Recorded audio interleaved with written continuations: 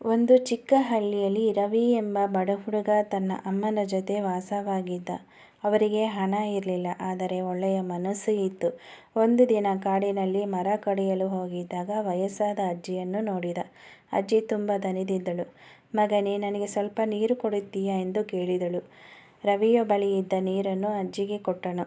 ಅಜ್ಜಿ ಸಂತೋಷಪಟ್ಟು ಒಂದು ಚಿನ್ನದ ಮರದ ಬೀಜವನ್ನು ಕೊಟ್ಟಳು.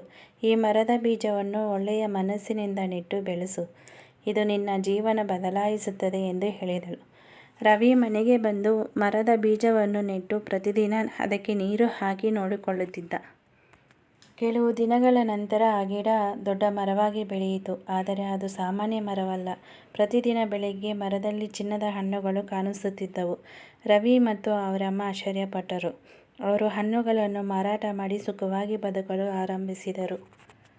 ಈ ವಿಷಯ ಹಳ್ಳಿಯ ದುರಾಸೆಯ ಜಮೀನುದಾರನಿಗೆ ತಿಳಿಯಿತು. ಅವನು ಆ ರಾತ್ರಿ ರಹಸ್ಯವಾಗಿ ಮರ ಕತ್ತರಿಸಲು ಬಂದ. ಆದರೆ ಮರವನ್ನು ಮುಟ್ಟಿದ ಕ್ಷಣ ಮರದಿಂದ ಸಾವಿರಾರು ಜೇನುನೊಣಗಳು ಹೊರಬಂದವು. ಜಮೀನುದಾರ ಭಯದಿಂದ ಓಡಿ ಹೋದ. ಒಂದು ದಿನ ರವಿ ಮರದ ಹತ್ತಿರ ಒಂದು ಬರಹ ನೋಡಿದ. "ಒಳ್ಳೆಯ ಮನಸ್ಸಿಗೆ ದೇವರು ಸದಾ ಸಹಾಯ ಮಾಡುತ್ತೇನೆ" ಎಂದು ಬರೆದಿತ್ತು. ಆ ದಿನದಿಂದ ರವಿ ತನ್ನ ಸಂಪತ್ತನ್ನು ಹಳ್ಳಿಯ ಬಡಜನರ ಜೊತೆ ಹಂಚಿಕೊಳ್ಳಲು ಆರಂಭಿಸಿದನು. ಹಳ್ಳಿ ಸಂಪೂರ್ಣ ಸಂತೋಷದಿಂದ ತುಂಬಿತು.